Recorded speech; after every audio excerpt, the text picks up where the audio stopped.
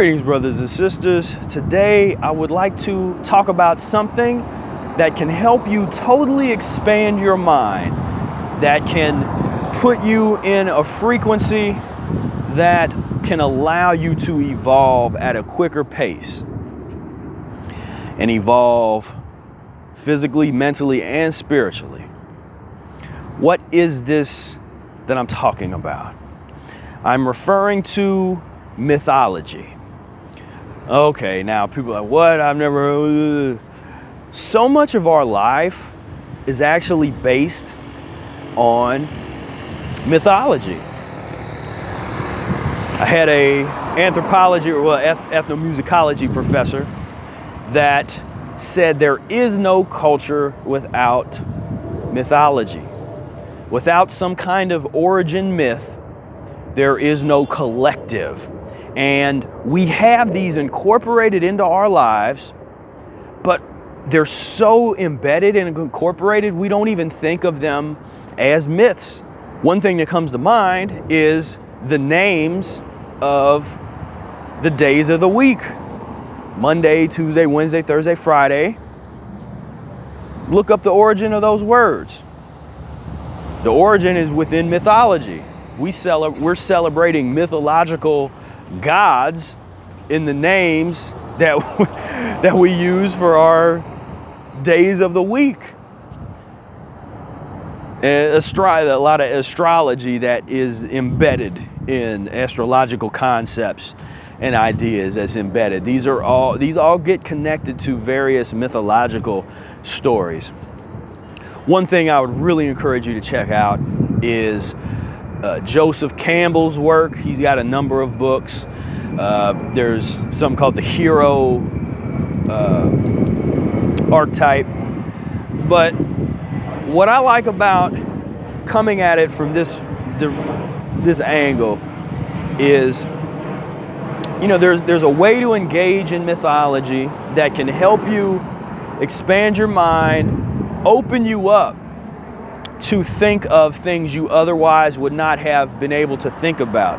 It kind of can keep your mind curious, as in that childlike kind of state.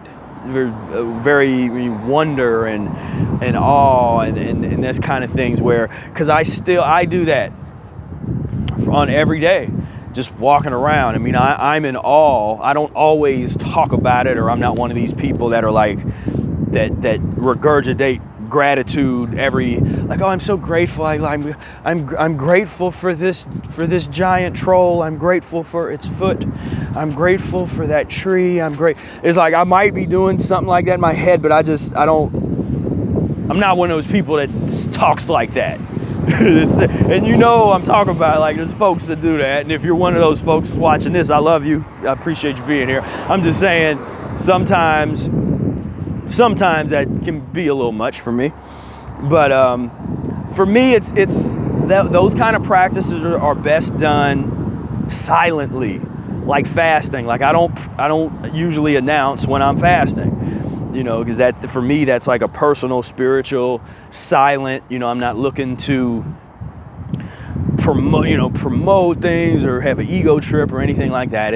I'm doing something for me to evolve spiritually, and that's part of the practice. And for me, gratitude is the same. You know, to bring it back to the myths, a lot of these myths teach that. You know, these truths and these wisdom is embedded in a lot of these ancient stories. And what's nice about myth is you can explore things that are not historical record, but it could be, there's a lot of stories that they could be a historical, something lost to the ages, and this myth came out of that.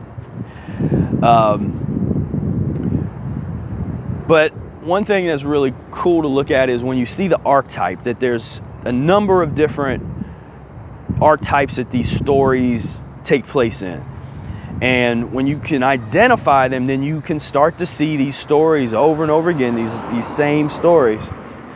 And one of the reasons that I'm in front of Giant Troll here is because one of the universal, I think it's universal, pretty universal myth on this planet is of the era of the giants, a time when people that would be giant to our species, to our size, our current size, that they coexisted. So you would have had entities running around this size, and we're our size, and that would have been, and that was the era. Now a lot of these stories portray the giants as having been very really what we would call evil, in the sense of they enjoyed hurting, killing, some stories eating humans. There's the old, what is that, Jack and the Beanstalk? I mean, that's a good old classic. And with the giants and the slay the giant, because they're trying to, is that fee fi fo fum? I smell the scum of an Englishman, or whatever he said. These stories, there's something to that. They mention in the Bible where they talk about there's a giant section. There's a lot of these ancient myths. There's a discussion of giants, and and I'm not gonna get too much into the adapted mythology. There is a mythology that we are developing, procuring, with that really incorporates the Mucusless Diet Healing System experience that comes out of the mucus-free culture and ethos, our mythologies. And that's one of those things. That's more of a private, something that we do talk about in the free meetups on Wednesday. That's not necessarily a YouTube discussion, or perhaps we get into it a little bit at some time. But we have unique explanations and insight into concepts such as the giants, such as the Great Flood, which is another universal myth that you look in cultures all around the globe that were not communicating with one another, all have similar myths of the world being destroyed by water, or their world being totally changed by water, by oceans. We have different explanations for where do the oceans come from, and the salt water, and you get lost civilizations. There's the popular ones, Atlantis, but then there's some other ones. So I encourage you to don't lose that fun that you can have by getting into mythology, and at the same time adapt and bring the mucus-free filter with you. Because one thing that, when I watch something like Star Wars, one of the things that I always think about is like, well, where's the world where's the black people world? They never do that, and that shows you the bias, that's in there. But there's all these planets of all these different alien to humans, beings, but there's not a whole lot of black folks.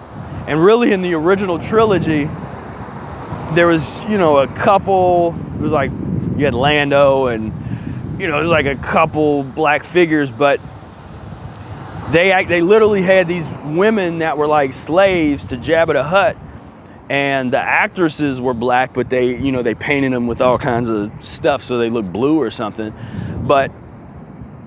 And this always bothered me, it just bothered me, because I noticed this as a kid. It was like, there's very few black characters.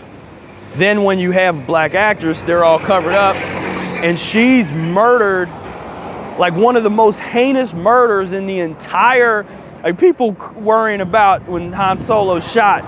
Dude, man, this woman that was played by a black actress, I'm pretty sure she was black. I mean, Jabba just threw her down in the pit to be eaten for fun. She ain't do nothing. So anyway, I'm sorry, but that's the fun you can have with mythology, because that's essentially what, we have our modern myths that use the same mechanics as the ancient myths, but it's repackaged for the modern era. So your Star Wars and you got your Lord of the Rings, Hobbit, and all that kind of stuff. I never got too deep into those, but I'm a Star Wars. I'm a Star Wars person, and Star Trek. I like the original series. I never got too deep into stuff after that. A lot of the next generation stuff. So I'm not a Trekkie. I'm more of a Star Wars person. But that's the kind of commentary that I bring to it, where I'm like, I want to see the world of the blue-black people, the breatharian world, the blue-black people that the sun hits them and it's like they're a black hole because they do not. There's nothing for. It's like that. Like the sun literally just. The light gets lost in them because they are so dark they don't reflect the light. Where's that world? The breatharian world. Where's the fruitarian world? I want the world with the purple. Because I've been there. I visited the world with the purple atmosphere. But instead with the Star Wars, we got just worlds of pus and mucus eaters running around shooting each other, and so I want the visions of those peaceful worlds, like I said, the blue-black people that live in total peace and harmony, the folks that live on the sun. There's people on the sun walking around. What kind of blood, like how would their blood be? How clean? What kind of iron? And when sometimes I mention transmutation of human blood. What I'm inferring that most people wouldn't know unless you come to like the Wednesday groups and a little bit about our mythology is, first, we don't know what our potential is, and when we start looking at the composition of the blood and what happens if the blood keeps getting cleaner and cleaner and cleaner, what could it potentially transform into? We don't know, but there's an awful lot of myths of the illuminated beings and the illuminated people, or godlike figures whose face and body were so radioactive, emitted so much energy that they had to stay turned. They couldn't face, as it says in the Bible, that people really love and respect, that when Moses was talking to one of these beings, Moses was like, "Can I see your face?" And the being said, "You wouldn't handle it. You couldn't handle it. If I turned around and showed you my face, you couldn't handle it. In other words, you would get burned up. You can't handle it. Too much." It's like standing next to a sun, standing next to a sun being. You would get burned up if your physiology isn't clean enough. You would get burned up. And so, but again, we're dealing with our mythology, because we see on a basic scale these kind of transformations of people and their physiology. They get, as you get cleaner, they're getting darker. Well, what if we took that to its logical conclusion? What if you never stopped getting darker? What if your blood never stopped getting cleaner and cleaner? What would we transmute into? What could we become? Could we become beings of light? Now, there's a lot of myths that say we have to die to do that. We have to die, and then our soul, we can be, kind of re-envelop into the light. But there's another alternate mythology that we're exploring, where it's like, well, what if the blood transmutation, and you get to a certain level, you're a light being. You have eaten and fasted your way into that state, as opposed to, and that's where we're going to be different from a death culture type of mythology, where the death culture is always going to have something revolve around death. So death is always going to bring about the change, like the desired change. So if somebody wants to be a part of the force, the living force, then they got to die. And then if they have had the proper training, they can, now I'm talking Star Wars now, but then they can become part of the living force and be a force ghost. In so many traditions, death is equated with a pat on the back and I mean, think about something. You want to start talking about like weird myths. Once you start getting into some of these heaven myths where people are talking about, okay, you die, then you get to go somewhere else. Like you filthied yourself up here. You broke every natural law here, but you're going to get to go someplace else, have an unending buffet of all the pus and mucus you can eat, a buffet of whatever your sexual appetite, whatever it is you wanted when you were here, you'll have that at your disposal. Like this is heaven. You know, that is a pus eater's vision of heaven, you know, because see, we create our mythologies based on our physiology, based on our desires, who we are. It tells a lot about who we are. It does get interesting when you talk to people whose lives revolve around certain myths and mythologies, and they have no clue. Like if you tried to tell them you're believing in a myth, they will fight you because for them it is so real. And I've even seen scientists do, like, it's kind of weird, but people academics and even fall into this category. Which I'm I'm just actually very surprised. Not to be, you know, judgmental. I'm just like, really? Okay, hey, do what you do. Because my myths, like I said, you can make, hey, those folks, they'll make fun of me for my myth.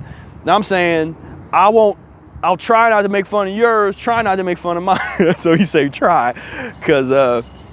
but you know, at the end of the day, I think it's an important part, you know, it's an important part of our development of who we are as thinking beings, as a species. And when we can really harness and better understand what they are and how we can use them, then I think that we can just grow our society in a positive way. You know, I'm not a fan of there's the kinds of myths where, I mean, you got so many there's creative kind of positive myths, but then you got the negative stuff. You got the Salem witchcraft, you know, the witch trials, and, you know, so-and-so is a witch if we throw, I mean, look at their logic. You throw somebody in the pond, and if she sinks, if she sinks, she's gonna die, but that means she wasn't a witch. But if she floats, then she's a witch, and we'll burn her. You're gonna kill her anyway. Like, she either has to drown, or you're gonna burn her. What kind of filthy idiocy are you talking? You know, so there's a lot to get into. There's a lot of different things to examine, and I always like doing that and kind of looking back and examining that so that we can not make those same mistakes, you know, not make those same problems. And that's pretty important, you know, pretty important not to go back to some of these, you know, there's some fairy tales that we can, the fairy tales that cause us to hurt other people, which are a lot. There's a lot of religious fairy tales that people will die for and kill for. And again, why I'm always talking about education, because without education, you might be willing to do that. You might be willing to kill somebody for a belief system, kill somebody for a mythology. And I'm saying that's never okay, because now we're dealing with, I don't care what you believe in, universal human laws and human rights always trump whatever your little belief crap is, you know what I mean? Like, and I'm saying crap just because I'm talking specifically about the ones that will cause you to hurt other people. Those are crap myths. And so I don't abide by those, and I don't respect those. We'll analyze them and examine them and point them out, but I'm not about that. And unfortunately, I can only think of a couple. They're not mainstream religions, but I can't really think of too many that don't have some sector that has those kind of fairy tales, like those kind of myths that cause people to kill other people. What Mel Brooks say? The Inquisition is here and it's here to stay. If you don't know what I'm talking about, look that up. Look up Mel Brooks Inquisition, watch that video, and then Wikipedia Inquisition and read about that. But my point is, we should be the creators of these myths, I think, as opposed to looking at them as some kind of doctrine and ritualistic practice that we're supposed to do. Allow them to expand and evolve with us. Because we are, at the end of the day, we're the creators of them. We create them for various reasons, but we create them. And so let's clean ourselves up. However you get there, whatever mythology. So if you need Genesis 1:29 to inspire you to practice a mucusless diet, or if you need to look at in the Bhagavad Gita where they have the karma, you know, where if you eat an animal, you will become a tortured animal. You know, however you get here in terms of your mythology or the fairy tales that inspire you, get here, because cleaning yourself up, to me, always needs to be the end result for us, because we're that filthy. Like, that's the first step. Then we can talk about enlightenment. Then we can talk about the elevation, transformation of society, eradication of poverty, eradication of hunger. Like, we literally can have those conversations and they be real, and they not just be some fairy tale. We can actually have those conversations and put a plan together that would cause that to happen. It can only happen with mucus-free transformation and transition of society into a mucus-free reality.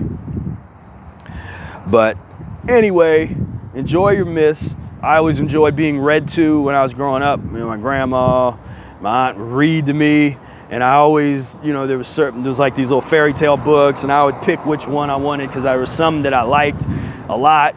You know, read through. I used to like Shel Silverstein, his poetry and his pictures. And this kind of almost reminds me of something that was I've seen some art around here that reminds me of like some Shel Silverstein stuff. Kind of takes me back to you know, where the sidewalk ends and all these different books. You know, classic stuff. So anyway, I'm gonna sign off. I'll appreciate you if you made it this far, going along on this journey and this discussion. Expanding your mind. We just out here kind of kicking it. I'm kicking it with my man Troll here, and so we're gonna finish our conversation. And but until next time, why don't you right here, click right here to check out the next video. This is a wonderful video as well. So click here, and I will see you over there. Peace, love, and breath.